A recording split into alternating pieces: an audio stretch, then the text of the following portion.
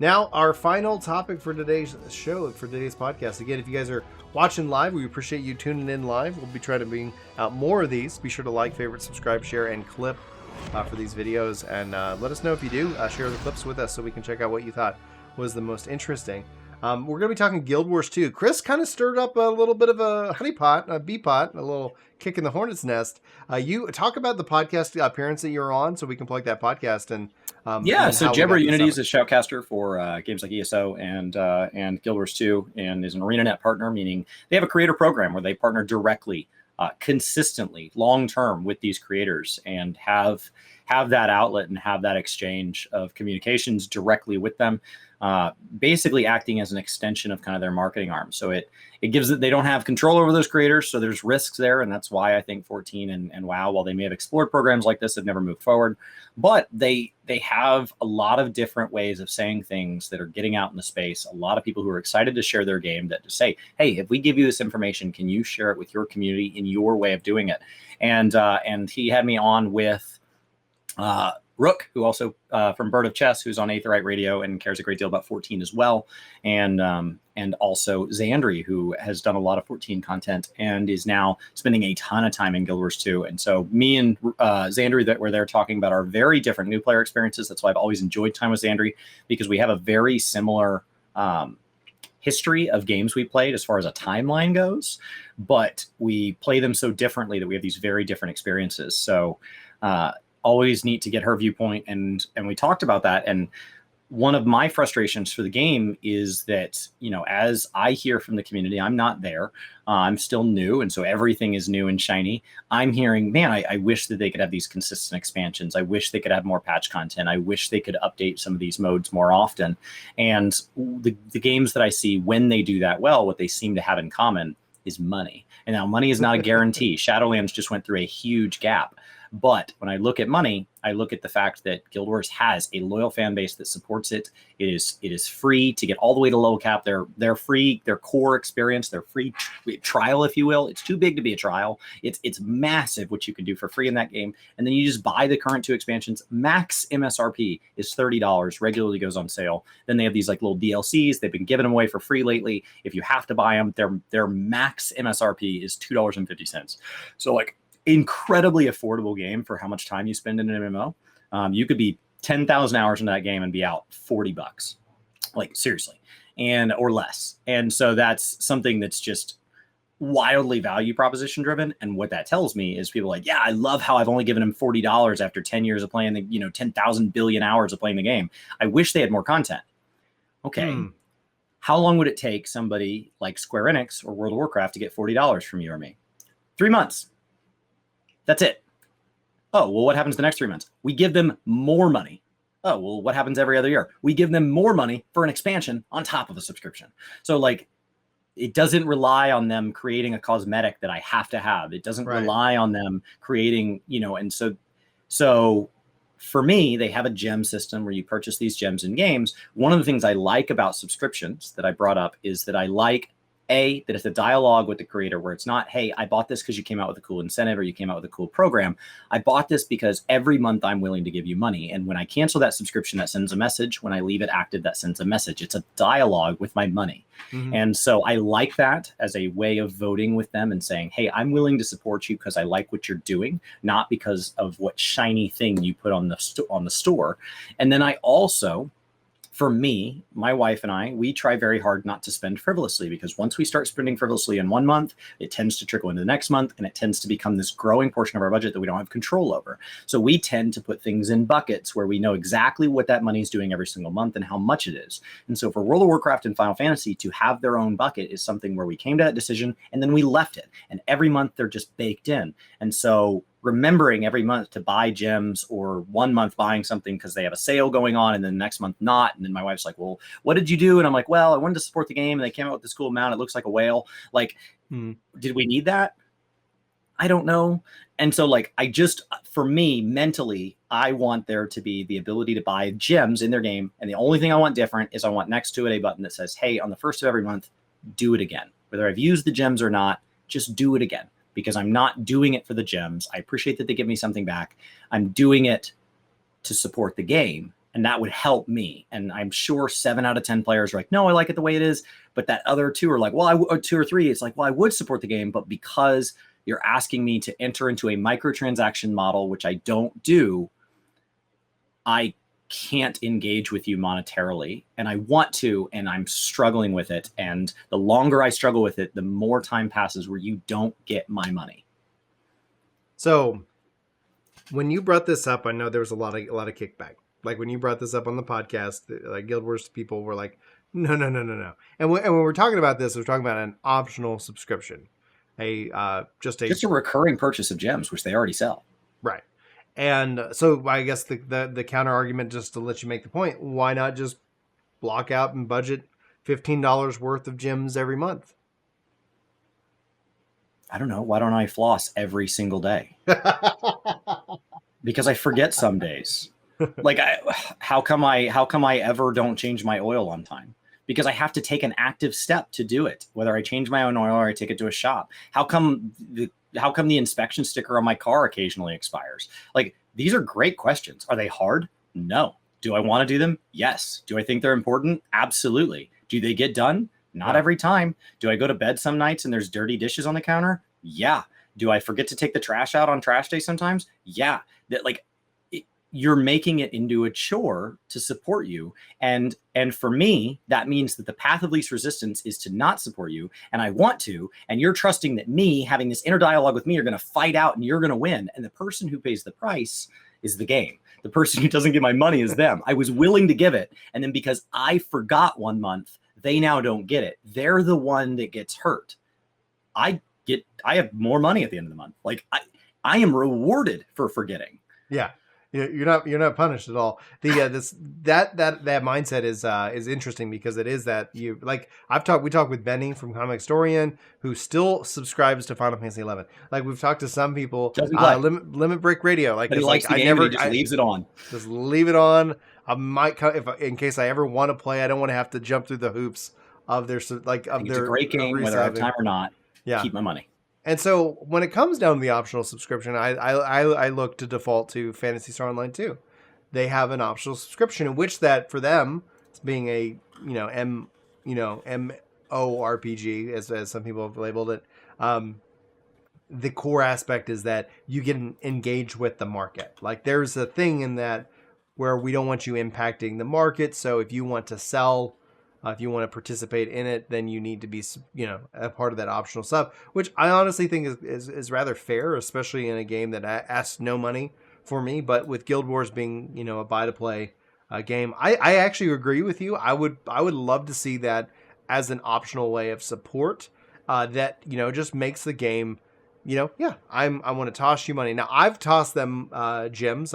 Typically how I end up functioning on it, because it's a little bit different. So I'll just go buy like $100 worth of gems, right? And then I'll just play the game. Sure. So it's not like a monthly thing. The challenge there, the problem that I run into with that is that I don't often have $100 just sitting in my pocket, right? And so then it's like, I'm just sitting down and playing and overall buy the things and I sit on gems and they usually sit there for a long time until I need them. So it ends up being kind of like where I think about $100 being about once a year. Sure. Here I'm going to hand you that. Yeah, it's less than one of their increments is $10, so it'd be $120. Assuming they don't come up with new increments, assuming all they add is a recurring box as an option.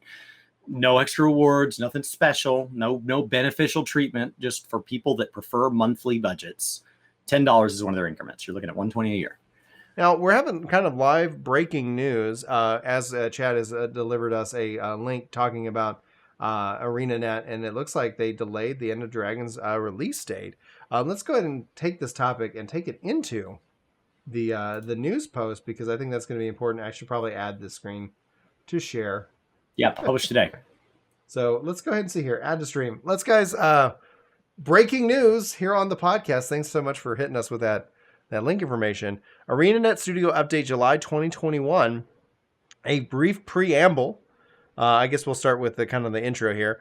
Hi, everyone. I'm Ruby Bayer, and you may already know me as the host of Guild Chat and other Guild Wars 2 live streams. And that's the most visible part of what I do. But as a member of the community team, I swap job attunements regularly behind the scenes. The rest of the community team and I've been working on the development to improve our ongoing communication with you all. Your reactions to Guild Wars 2 Live Summer 2021 blog posts, weekly event schedules, and skills that balance previews confirm that we are on the right track. Continuing that trend, we have some important updates to share with you today.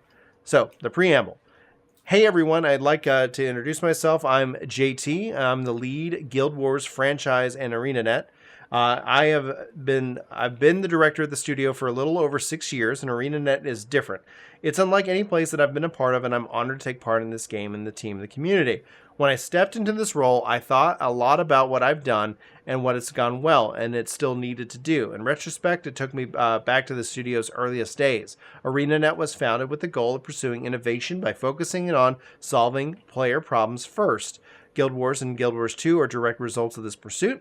It's essential that the player first approach is at the heart of everything we do going forward. I love how much marketing speak is in that. Like, I'm sure that he's a rock solid guy.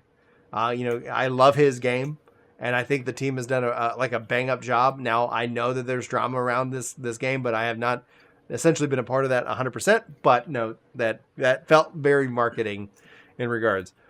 Today we'll be sharing some important updates about our coming expansion End of Dragons, the live game, and some changes we're making to realign ourselves with the ideals that shape Guild Wars as a franchise from the very beginning, and I believe the best is yet to come for Guild Wars 2.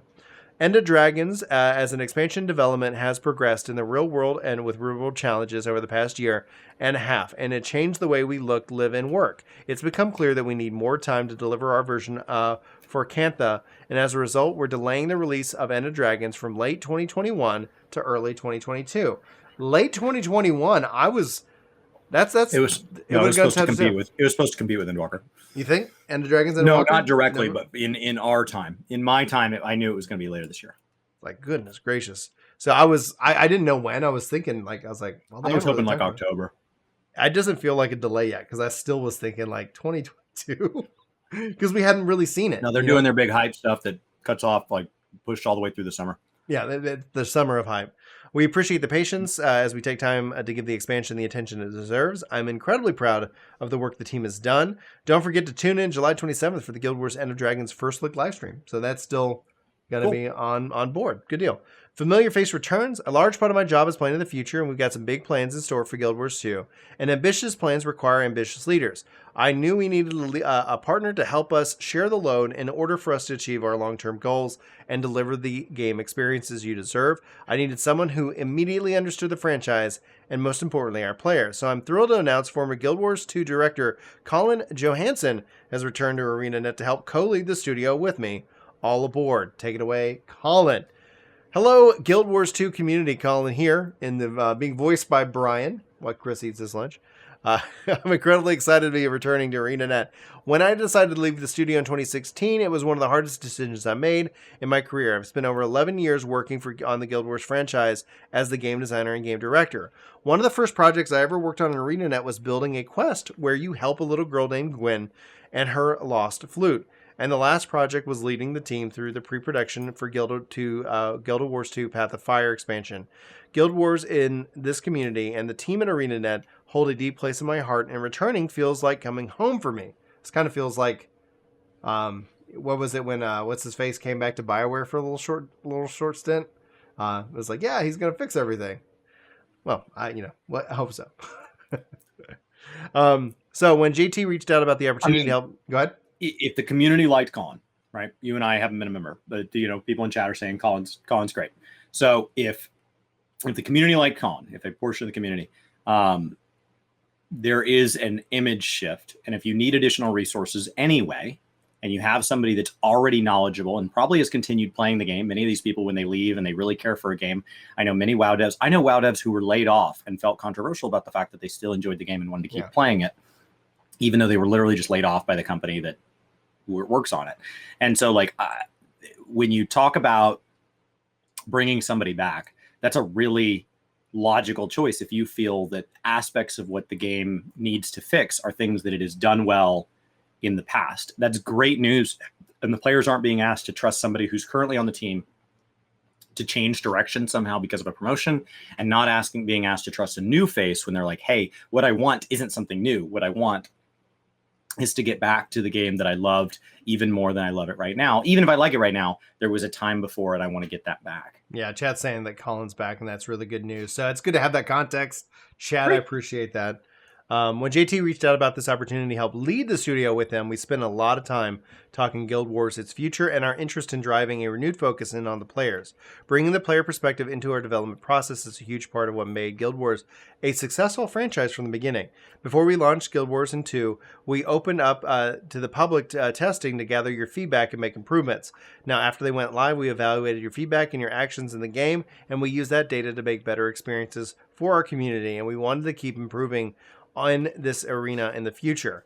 Talking is the easy part. It's what you do is what matters. So let's talk about the concrete step we're in to improve on this front. Guild Wars 2 is a big and complex with a lot of unique game experiences, including living world, world versus world, player versus player, endgame PvE, and more. Traditionally, the game director has their attention split between overseeing the development of the live game and expansions. To ensure that the live game is getting the attention it deserves, JT and I have created a new role that focuses on leading development strategy for the live game and ensuring that we're giving you a constant quality experience. We felt that it was important that we found someone for the role who knew the franchise in and out and its tireless advocate for the players. I'm pleased to announce that Josh Davis, aka Grouch, has rejoined the team as the head of live operations. A lot of people coming back. Any thoughts on that one, Chris? No, I think that's bringing people back. What I think is interesting about this is having somebody specifically focused on live and focused on future. So when you talk about like WoW and 14, who are vertically progressed, and so every 2 years we're resetting the level cap, we're moving you forward, and it's this treadmill. Mm-hmm. The live game is the future. You cannot work on the expansion without working on the patches that get us there. You cannot work on the expansion without knowing what the patches will hold afterwards. It's all one continuous thing. And so it's one continuous line of thought. And so somebody sets out the foundation for the expansion, and then that very same person often, or people they've worked with, carry it from there to however many iterations it's going to have over the expansion, during which they're already working on the side on the next expansion. But Guild Wars has a very different pacing as far as what expansions mean. They bring in their own zones, their own systems, but they don't move forward the level cap. If you want to, you can still just play Tyria content. If you want to, you don't have to use the specializations from Path of Fire, Heart of Thorns. You wouldn't have to play End of Dragons. And so there is this kind of like question of, well, who's maintaining this living, breathing thing where all players exist regardless of what they purchased or they're interested in? Maybe the living seasons are their favorite thing. Maybe they haven't even touched those, even though they've been given out for free.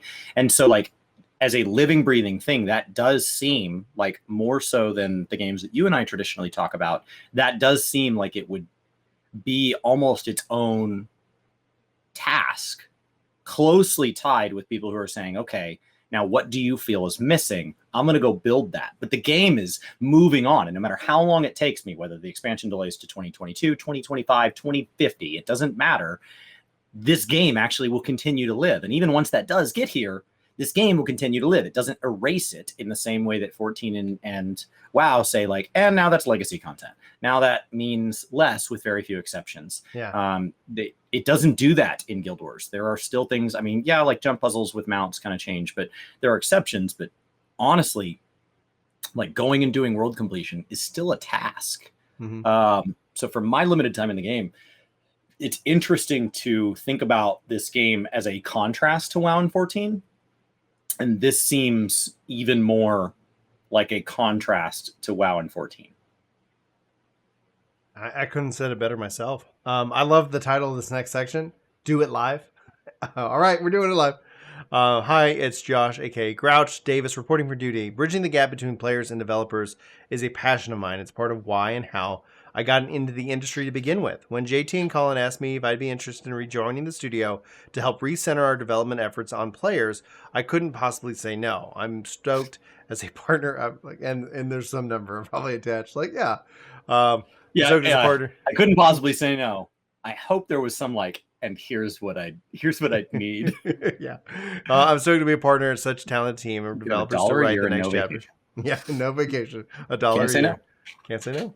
It's been an eventful couple of months for the live team, starting with Summer 2020 Live blog post that we published back in April. It's a little nerve-wracking to publish detailed release dates that far in advance. Game development can be a little unpredictable at times. But in general, I believe that the benefits outweigh the risks, and we intend to push this level of communication as much as we can going forward. It's a new territory for ArenaNet, and we're excited about this direction. In addition to the Living World's return, the roadmap announced some major additions coming to the game this summer, namely the Twisted Marionette and the Legendary Armory. We prioritize these features because we know they're important to you, and you've told us as much. With that in mind, we like to give you 2 long-awaited updates that we know are many important for you. Alliances, when? Oh, This year. I actually have heard about it. I've seen a lot of people.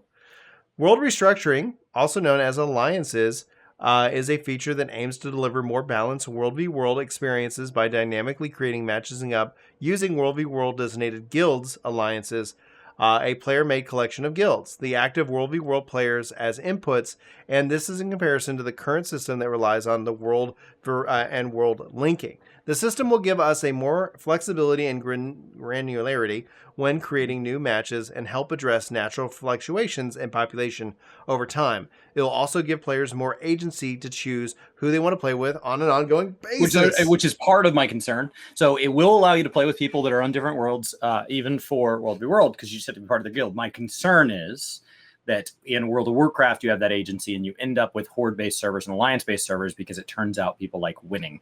And so that's my caveat to this, but it is very exciting because there is a frustration that sometimes in World v. World it can feel a little bit hopeless because it's not currently dynamic enough, and so the devs can't fix it even if they want to, and then you are on a different server than me, and there are times we can't play together even if we want to. Right, and that's only in the World v. World, and that's where I was like, well, should I switch over? Well, because I want to play with my friends. I want to play with my friends and my people. My people. Yeah, no, super cool. So World Restructuring is a big change for World v. World, and we want to get it right. We've read a lot of your feedback on the system, thousands of posts over the years, and it's clear there isn't a total consensus on the feature and how it should work, and that's okay.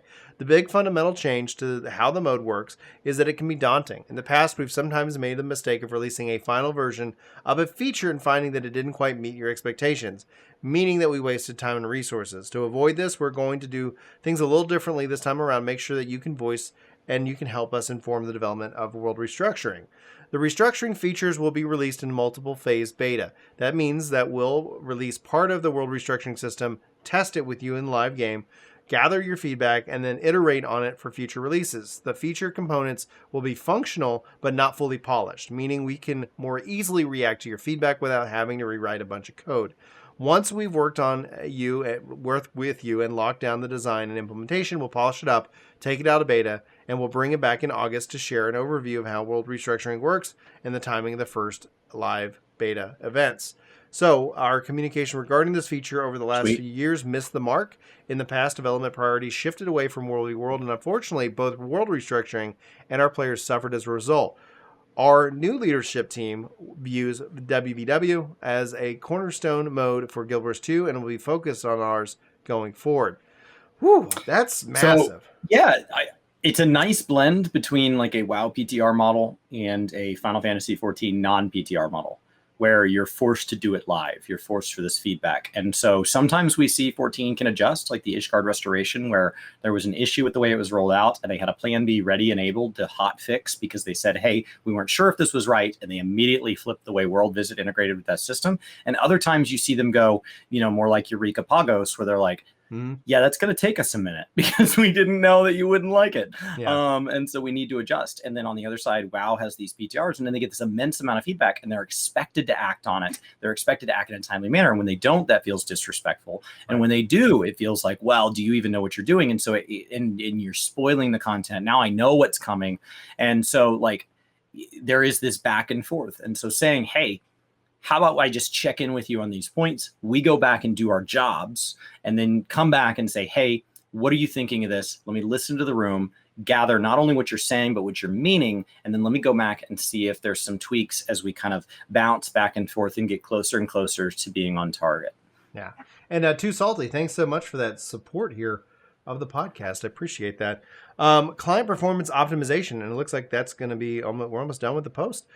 We've heard it loud and clear. Guild Wars 2 needs better frame rates. We agree. We're actually working on upgrading the engine to DirectX 11, and we expect to be able to roll it out and opt-in beta later this year. An important note that we upgrade to DX 11 itself isn't a magical fix for frame rates on its own. Some players may notice an overall difference, or none at all. However, upgrading to DX11 opens a lot of doors for improving performance, CPU multi-threading, for instance, and also paves the way for some potential graphic updates down the road. We're investing in our infrastructure, our engine, the graphics, and because we're looking into the future, this is a long-term team effort. Until next time, we're very excited. I was like, if they sit here and said, and we're adding controller support native, I'd be like, Brian breaks down and just cries. We are very excited for the rest of 2021 and can't wait to celebrate with you on July 27th during our Guild Wars 2 End of Dragons First Look live stream. We've got a new trailer, feature reveal, and information news about Elite specialization beta events and details about the story, characters, arts, design, and more. We want to make sure that you have many secrets to discover as you visit Cantha yourself. And so while we won't be spoiling things, we have lots to share between now and release. We plan on more Guild Wars 2 End of Dragons live streams for the rest of 2021, and they'll each bring you more about the expansion. Community is lifeblood of what we do, and that's from Colin, Josh, and Ruby JT in this regard. That is awesome news. In that, it doesn't really affect this conversation. We were talking about the goes. But no, I think them needing to restructure like this costs money, right? They're talking about creating new positions. They're talking about putting a new emphasis on modes while not dropping support for existing things. They're talking about making long-term engine upgrades. And so that's really where this subscription conversation comes back in. That's really where so now for the rest of this year, they're not going to sell me End of Dragons. They're not going to come out with new cosmetics. They're not going to come out with living seasons that aren't free. They're not. And so like for the rest of this year, they're doing all of this work. And yet I'm playing this whole time, having a blast, jumping my current 200 hours into game to 400, 600, 1,000. And yet at no point are they asking me for money. And that sounds really nice as a consumer until the back end of it gets here. And you're like, oh, well, how did they get in this position in the first place? Why were they needing to hire up? Because they weren't overstaffed before, because they weren't filled with resources. Now, there are aspects of it where there are aspects of the WoW team that feel like they must be bloated or something because they can't pivot as fast as they want. So I'm not saying resources are the answer to all things, but I am saying that collecting $30 or $40 from me one time and then saying, cool, we'll see you in 3 to 5 years doesn't seem like a sustainable model compared to World of Warcraft and Final Fantasy asking me for $10 to $15 every single month and an additional expansion cost every other year. It just feels like there's somewhere in between $40 one time and that could get them closer to the resources they want. And for the people who want to wail out and support all of us, while I appreciate you and I think that's wonderful, I'm saying I'm willing to help shoulder the load, and all I need is a recurring button next to the gems. That's all I want. The only two things I want as a change to this game so far, everything else I'm willing to hear them out with the expansion, is I want them to remove monsters with knockbacks, slows, and pulls from jump puzzles because they don't need to be there. And I want I want to see the recurring button on the gems. Are there other little things that get me and all that? Sure. But the rest, overall, the game is by far more positive than negative. Yeah. I've been enjoying my time with Guild Wars 2. I think we're actually talking about doing a kind of a PvP team in terms of some push. I know we were talking to your brother about that.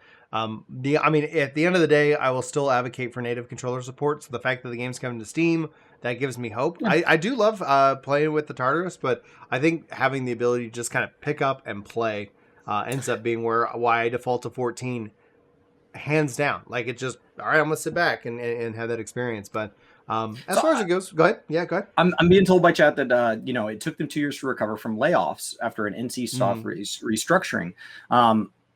I will tell you, when something's a cash cow, something like WoW, it did not have a massive instant overnight restructuring when they merged with Activision. The changes have been slow. They have been gradual. And every time there have been large, what feel like Activision changes, it's been because WoW is weak. As long as WoW is printing money, they've left them alone. And so it's when WoW has a weak expansion that we see more Activision trickle in my opinion. And so I am not saying money will solve all things. I am just saying that it feels odd to me, right, that I'm being invited to this restaurant and I discovered it for the first time, and it's been here for years, and I'm eating, and it's amazing. And the owner themselves comes out and thanks me for my, you know, coming in and asks me about my meal. And I get to the end of the meal and they say, hey, next time we'd like the meal to be on us. This time the bill's only $1. I don't have, like, I'm like, no, you can ask for more. Like, if you're not willing to defend you, how am I supposed to defend you? And so, like, I am not saying, hey, let's start forcing all these players that don't have money to get out of the game. That is not what I'm saying. I am literally just saying there are people in the game like me that want to support the game. I know I'm not alone because I've had this discussion with people that are saying, yeah, I used to play that game. I would have been happy to support them too. Or I do play that game. I'd be happy to support them too. And I personally don't like microtransactions. I personally can't get behind that as a monetization method. And so because there was not a Game Pass or a subscription-based option to do the exact same things in a way that mentally is okay with me parting with my money, I ended up saying, well, I don't want to get behind supporting that money model, even though I want to support that product. And so they just didn't get my money. And so I'm just saying there are people that want to help you support your game, and all you would need is a recurring checkbox or something like that for those people to join in carrying the load. Yeah. Well said. We have some questions and some super chats and whatnot to get to. Patrick says, so is Chris saying WoW storm mounts were happening before Activision? I don't know when the timing of storm mounts were. Store mounts are something that has been a trend across the whole industry versus when WoW was first live. So I think that probably would have happened regardless of an Activision Blizzard merging. Also things like Diablo Immortal sometimes get seen as an Activision-based decision, but you have to remember, like, Final Fantasy has many apps on the mobile store that are more than gacha enough. So there are some things that are just industry trends and industry pressures, and anybody that, you know, and so, like, I think introducing a subscription required model today, for example, would fail regardless of who's in charge. That's a tough ask when you're talking about people that are offering things like battle passes, long-term battle passes that don't expire, free big base games like Guild Wars 2. There are so many models out there that are just less abrasive. And so, no, I don't think that any one decision, I think it's generally a mindset. I think it's generally things like boosts going into Classic. Would Blizzard have made that decision without Activision? I don't know. You know, things like WoW tokens, WoW didn't invent the token system. We already had a Plex system in EVE Online, just as an initial example. There are other games that have had it. So typically what ends up happening is when something is dealing with money and people don't like it, people assume that Activision has that role. That is a reasonable assumption because Activision has a history with heavily monetizing their franchises, things like Call of Duty, where I pay $60 for an annualized franchise and then they ask me for a battle pass and microtransactions every single time I log in. And so that feels very predatory because I have not logged into a full-priced game and not been asked for money a single time. And so that feels like, hey, Blizzard didn't used to do that. Activision does that all the time. What's the deal? Well, it's also Square Enix that does that. The subscription only, or the, like, no cash shop MMORPG. Donald's saying store mounts were in Lich King or Kata. I know they weren't there in TBC. Yeah, but Activision was around the start of the Lich King, so it is ballpark right timing. I don't think store mounts on their own are a problem. We're getting into a bigger topic. That's a big topic. All three of these games have store mounts, though. So whether they're a problem or not doesn't change whether I play any of these three games, because obviously I play all three, and I don't typically buy store mounts unless they are to support something else. If there's a charitable cause I care for, or in the Endwalker thing, they said, hey, we are having a fan fest, and if you want to support that fan fest, we are selling mounts. And Brian and I said, hey, we would have paid to go to fan fest, and now we are not paying to go to fan fest. And so you and I both bought Lunar Whales. That's a big topic. Maybe if you guys want, let us know, especially on this, if you guys want us to kind of revisit this, because I need to put some really thought into it. There's what I see as the reality versus what I want. And what I want is just the no cash shop subscription model. But the reality is that model lost. And that's a big topic. And I don't want to leave you guys like, what, it lost? Like, why, Brian? No, it can come back. It's not. Like, that's the reality. I don't want somebody else's method of supporting the game to go away. And I don't want somebody who currently feels comfortable with the way they're supporting the game to feel that they now have to support the game additionally. That is not at all what I am asking for at any point. Yeah, I am saying that there are people that want to support the game that are not included in that, and why are we not letting them help? Yeah. It's like, hey, Brian, you had me over for dinner. I want to take out the trash. Well, I'd really like you to do the dishes. I'm not really comfortable with doing your dishes. Oh, I don't want you taking out my trash. And so now you just don't get help from me. So instead, why don't you go, you know what? That'd be great, man.